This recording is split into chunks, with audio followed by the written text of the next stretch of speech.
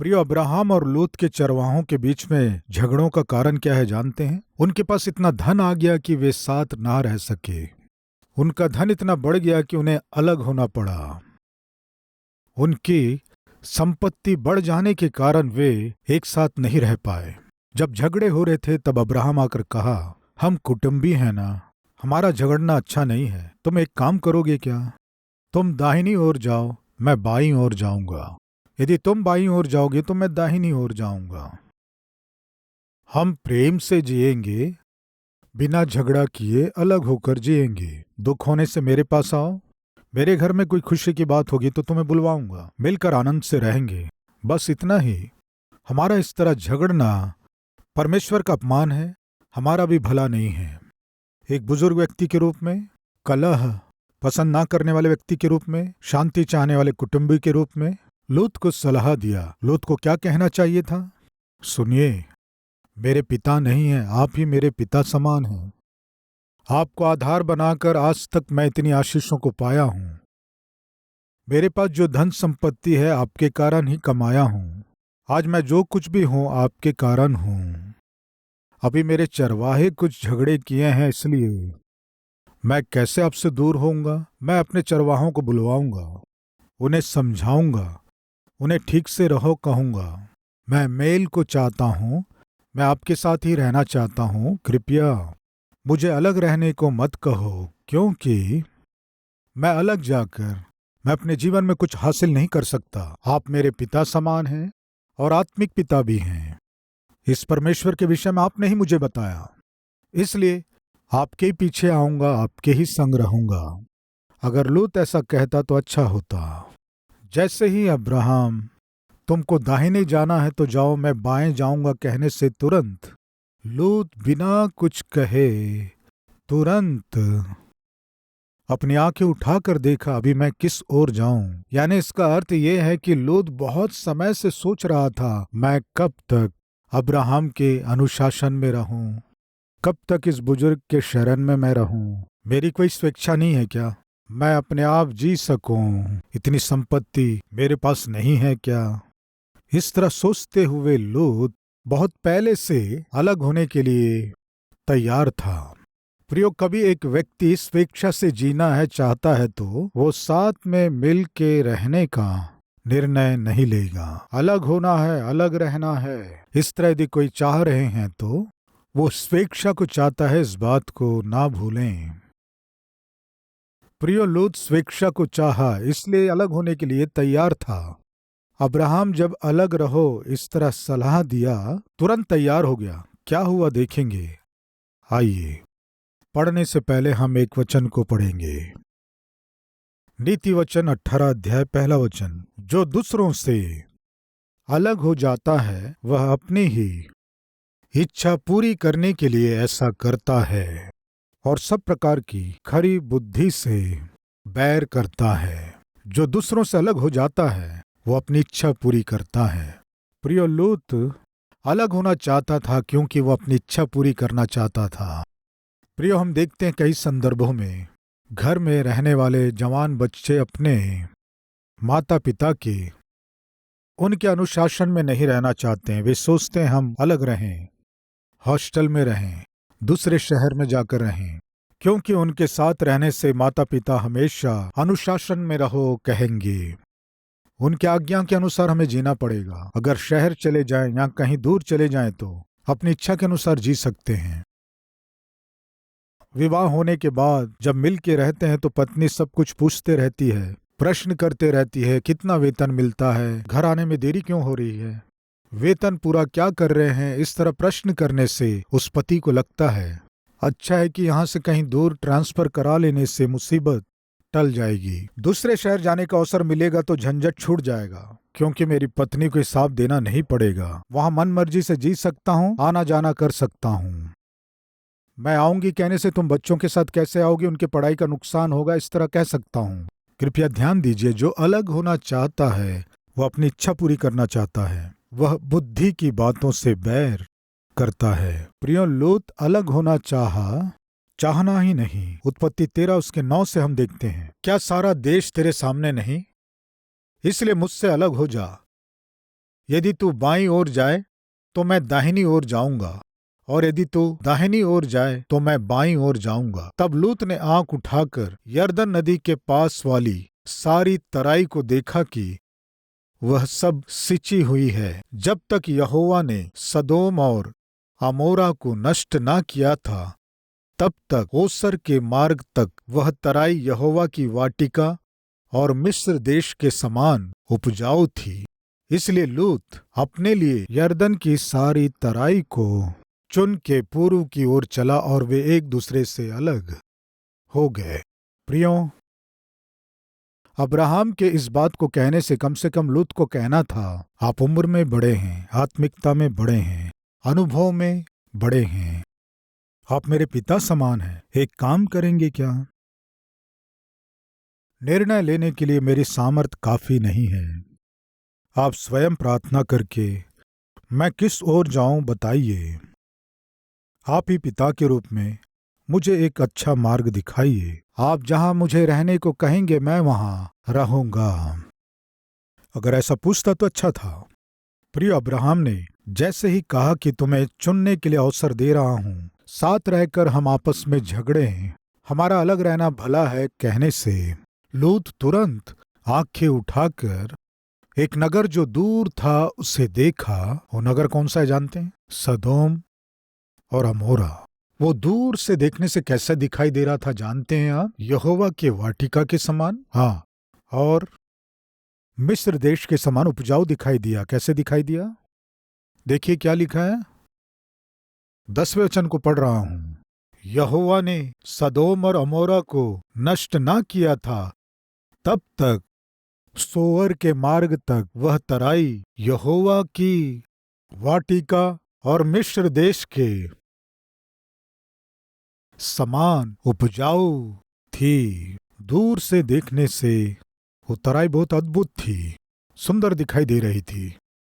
तब लूत ने सोचा यही अच्छा प्रांत है। ये सोचकर प्रियो, जो प्रांत पाप से और अधर्म से भरा हुआ था, जो प्रांत पाप में लोगों से भरा हुआ था, जिस प्रांत में रहने वाले लोगों का पाप बढ़ चुका था, कल या परसों आग से जलाया जाने वाला है, उस प्रांत को वो चुन लिया। प्रियो, कौन?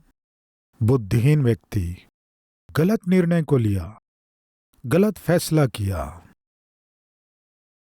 कृपया ध्यान दीजिए, हमें अपने जीवन में निर्णय लेना पड़ता है। हर दिन हमें अपने जीवन में निर्णय लेना पड़ता है। आज आप जो कुछ भी हैं वो कल आपके लिए गए निर्णय पर आधारित है।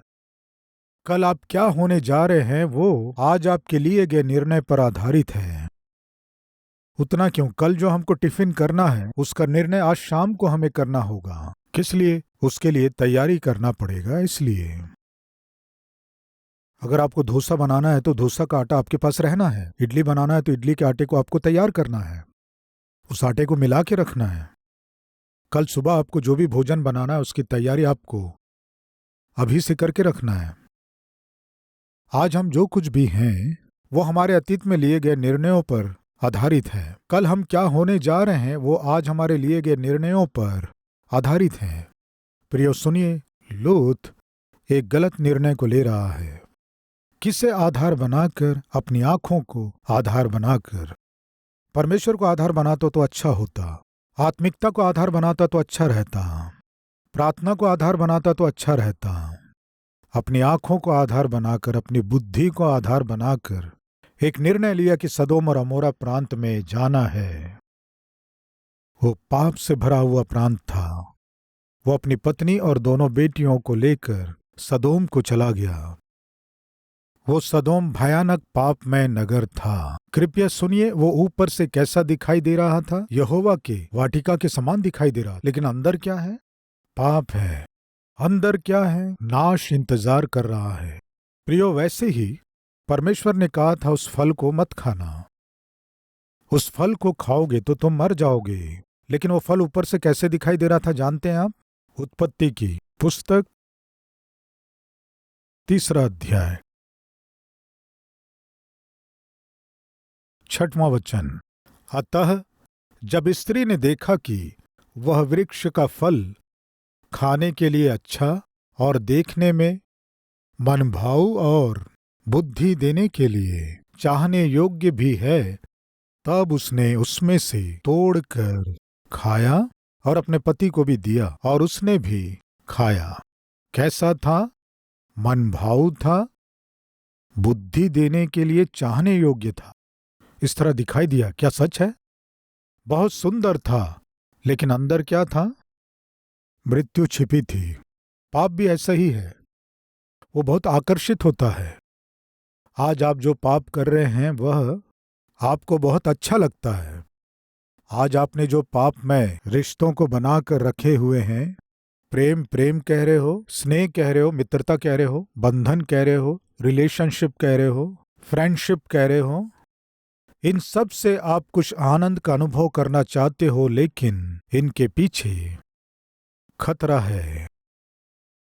आज जिस काम को परमेश्वर के विरोध में करते हुए आनंद उठाना है सोच रहे हैं, परमेश्वर के विरोध में कदम बढ़ाते हुए जिसे आप हासिल करना चाह रहे हैं, वह निश्चित रूप से आपको नुकसान लाएगा। निश्चय वो आपका बुरा करेगा। परमेश्वर की इच्छा ना जानकर, उनके परमिशन के बिना, प्रभु से प्रार्थना किए बिना, उनकी सहायता मांगे बिना, स्वयं का निर्णय लेकर, किस लिए? उसे आप पसंद किए हैं, उसे आप चाहे हैं, इसलिए उसके लिए आप काफी समय से इंतजार कर रहे थे। वो आपकी आंखों के सामने आया, वो आपके पहुंच में है, उसे पा लेना है, उसे ले लेना है, ये सोचकर इस तरह आप उतावली कर रहे हैं, लेकिन उसमें खतरा है, ये जान नहीं पा रहे हैं। प्रिय लूत शायद काफी समय से सोच रहा था, अलग होने से अच्छा होगा, अलग रहने से अच्छा होगा, इस बुजुर्ग के साथ क्यों रहना है मुझे? हर बात का वो हिसाब मांगते हैं, उन्हें हिसाब देने की आवश्यकता मुझे क्यों है? पता नहीं उसने क्या सोचा। जैसे ही अब्राम ने कहा हम अलग रहेंगे, लूत ने तुरंत निर्णय ले लिया। इसलिए बाइबल में हम देखते हैं, जो दूसरों से अलग होता है वो अपनी इच्छा पूरी करना चाहता है और बुद्धि की बातों से बैर करता है। जल्दीबाजी में निर्णय ले लिया, सदोम और अमोरा को चला गया। वो सोच रहा था मैं अपनी स्वेच्छा के साथ स्वयं का निर्णय ले सकता हूं और अपनी मनमर्जी से जी सकता हूं। ये सोचकर वो अपनी पत्नी और दोनों बेटियों को साथ ले गया, सदोम में रहने लगा। फिर क्या हुआ? इस बीच परमेश्वर का क्रोध उन नगरों के ऊपर पड़ा। जब परमेश्वर का क्रोध पड़ा, परमेश्वर अब्राम से कह रहे हैं, अब्राम, सदोम और अमोरा को मैं नाश करने जा रहा हूं। मैं क्या करने जा रहा हूं अब्राहम को बताए बिना कैसे रह सकता हूं? इसलिए मैं अब्राहम को बताऊंगा। प्रियो, कई संदर्भों में परमेश्वर क्या करने जा रहे हैं उनके निकट रहने वाले सेवकों पर प्रकट करते हैं। वो भला हो सकता है, बुरा हो सकता है। अब्राहम को बता रहे हैं मैं सदोम और अमोरा को जलाने जा रहा हूं, नाश करने जा रहा हूं। प्रियो, जैसे ही अब्राहम इस बात को सुना उसका दिल टूट गया। क्या प्रभु, सदोम और अमोरा को आप नाश करने जा रहे हैं, जलाने जा रहे हैं? हाँ अब्राहम, पाप से भरा हुआ नगर है, ये नाश करना ही होगा। अब्राहम को तुरंत कौन स्मरण आया जानते हैं? लूत और लूत का परिवार। हाय मेरा पुत्र। वास्तव में पुत्र होने से अब्राहम के साथ ही रहना है ना? प्रियो, लूत अब्राहम से अलग होने पर भी लूत अब्राहम के मन में था। प्रियो, अब्राहम सोचा लूत और लूत का परिवार वहां है, कहीं वो नाश ना हो जाए। ये सोचकर अब्राहम तुरंत परमेश्वर से कहा। प्रियो, सदोम और अमोरा बहुत बड़ा नगर था, उस नगर में हजारों लोग रहते थे। प्रियो, तब अब्राहम ने कहा, अगर 50 धर्मी लोग वहां होने से उस नगर को नाश करोगे क्या? हाँ, उस नगर में 50 लोग भी धर्मी होंगे तो नगर को नाश नहीं करूंगा। थोड़ी देर रुक कर, प्रभु, अगर उस नगर में 45 धर्मी लोग होने से उस नगर को नाश करेंगे क्या? नहीं, 45 भी होंगे तो मैं नाश नहीं करूंगा। एक और बार मैं कुछ कहना चाहता हूं, आप क्रोधित मत होना। क्या है बताओ? अगर 40 ही हो तो उस नगर को नाश करेंगे क्या? ठीक है, 40 होंगे भी तो मैं नाश नहीं करूंगा। थोड़ी देर रुक कर, मैं धूल हूं प्रभु, मैं मिट्टी हूं प्रभु, मैंने इतनी तो ढिठाई की है कि तुझसे बातें करूं। क्या है बताओ? अगर 30 लोग ही होने से उस नगर को नाश करोगे? अगर 30 लोग भी होंगे तो मैं उस नगर को नाश नहीं करूंगा। फिर थोड़ी देर रुक कर, प्रभु, आपसे बातें करने की ढिठाई कर रहा हूं, इस तरह बात करने के योग्य नहीं हूं, लेकिन मेरे मन में दुख है इसलिए बात कर रहा हूं। कदाचित 20 हो तो ठीक है, 20 लोग होने पर भी मैं उस नगर को नाश नहीं करूंगा। प्रियो, तब अब्राहम सोच रहा था, लूत वहां गया है इसलिए कुछ ना कुछ मुझसे आत्मिक पाठों को सीखा है, इसलिए वहां जाने के बाद कम से कम 10 लोगों को तो आत्मिकता में लाया होगा। उसकी पत्नी, उसकी बेटियां, अगर उनकी विवाह हो गई है तो दामाद, सब मिलाकर 6 काम करने वाले बहुत से लोग हैं ना। उनमें से कम कुछ लोग आत्मिक जरूर होंगे, उन्हें विश्वास में ले आया होगा। ये सोचकर कदाचित वहां 10 लोग धर्मी हो तो उन 10 लोगों के कारण क्या उस नगर को बचा लेंगे? तो परमेश्वर ने कहा, ठीक है, 10 लोग धर्मी होने से उस नगर को नाश नहीं करूंगा, उस नगर की मैं रक्षा करूंगा। प्रिय, अब्राहम क्या कर रहा है बताइए? नाश हो रहे अपने कुटुंबी के लिए विनती कर रहा है। कहां? बाहर। किसके सम्मुख? परमेश्वर के सम्मुख। किसके लिए? नाश होने जा रहे अपने कुटुंबियों के लिए। क्या कर रहा है? विनती कर रहा है। प्रियो, आज हमारे बीच में कोई है क्या अब्राहम के समान? नाश हो रहे कुटुंबियों के लिए, नाश हो रहे पति के लिए, पत्नी के लिए, बच्चों के लिए, रिश्तेदारों के लिए। यदि आप पढ़ रहे हैं तो अपने क्लासमेट के लिए, रूममेट के लिए। अगर आप हॉस्टल में रहते हैं, आपके साथ रहने वाले यदि नाश हो रहे हैं तो उनके लिए। हमें कितने लोग कह सकते हैं, मैं अपने घर वाले के लिए आंसू बहाकर प्रार्थना कर रहा हूं, विनती कर रहा हूं। प्रिय, एक बार जब मैं एक प्रांत में वचन की सेवकाई के लिए गया, एक व्यक्ति मुझसे मिलकर कहने लगा, हमारे गांव में प्रभु पर विश्वास करने वालों में सबसे पहला व्यक्ति मैं हूं। मैंने कहा, आपकी पत्नी उद्धार पाई? हाँ, मेरी पत्नी भी विश्वास की उद्धार पाई है, मेरे बच्चे भी उद्धार पा लिए हैं। बड़े खुशी से बोला। प्रियो, तब मैंने उस व्यक्ति से पूछा, आप कह रहे हैं कि पहले आप उद्धार पाए हैं, उसके बाद आपकी पत्नी ने उद्धार पाया है, तुरंत उद्धार पाई थी क्या? नहीं जी, प्रार्थना करना पड़ा, बहुत प्रार्थना किया मैं मेरे पत्नी के उद्धार के लिए। मैं बहुत प्रार्थना किया। कितने समय तक प्रार्थना किया आप? 24 साल तक प्रार्थना किया। आप कहेंगे 24 साल, इस बीच तो मैं मरकर मिट्टी में मिल जाऊंगा। 24 साल मैं अपने पति के लिए क्या प्रार्थना करूंगी? 24 साल तक मैं अपनी पत्नी के लिए क्या प्रार्थना करूंगा? अब वो उद्धार पाने से रहा, वो उद्धार पाने से रही। प्रियो, 24 साल दृढ़ता के साथ अपनी पत्नी के लिए प्रार्थना किया। उद्धार पाना है, नाश नहीं होना है।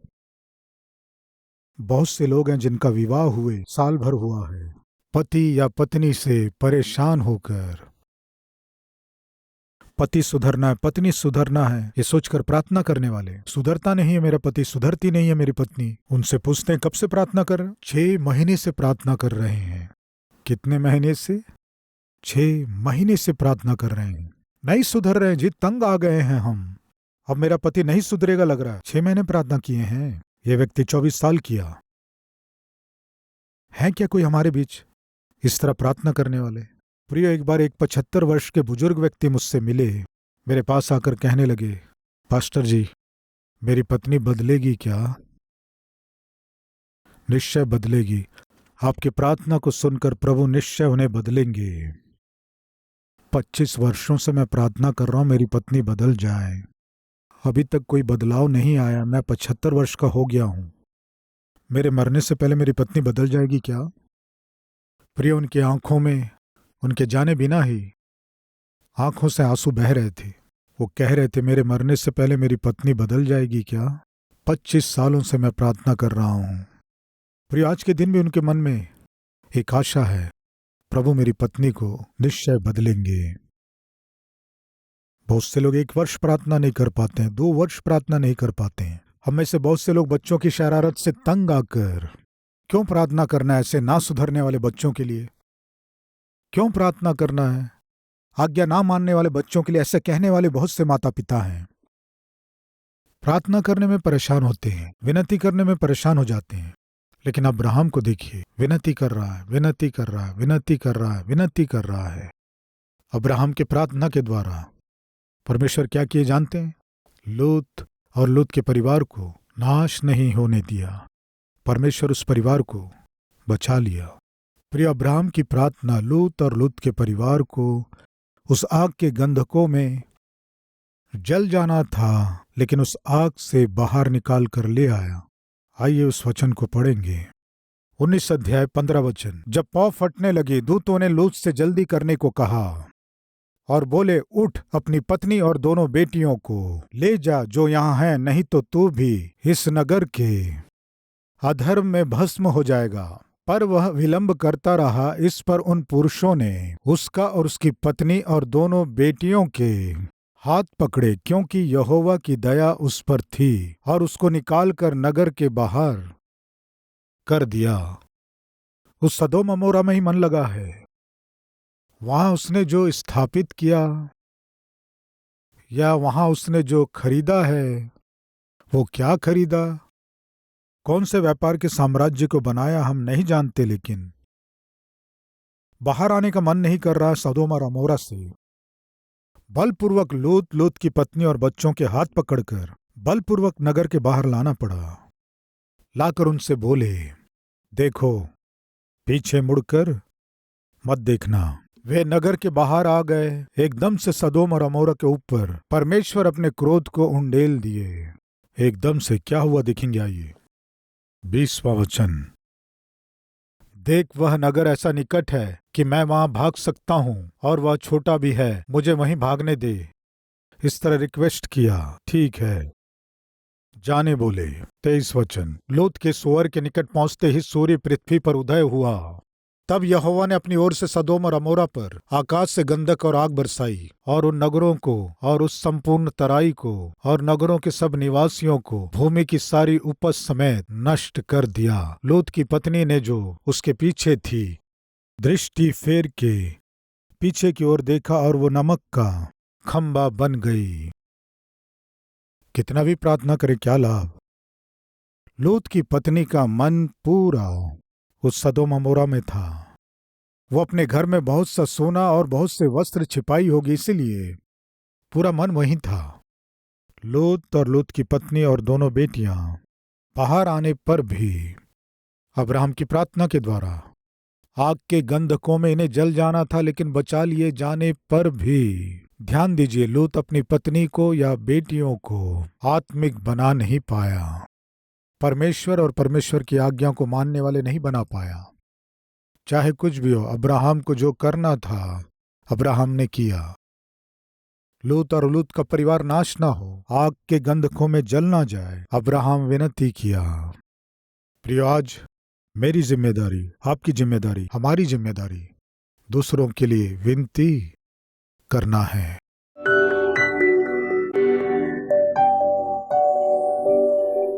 महान पवित्र प्रेमी परमेश्वर पिता, अब्राहम जैसा मन हमें दीजिए पिता।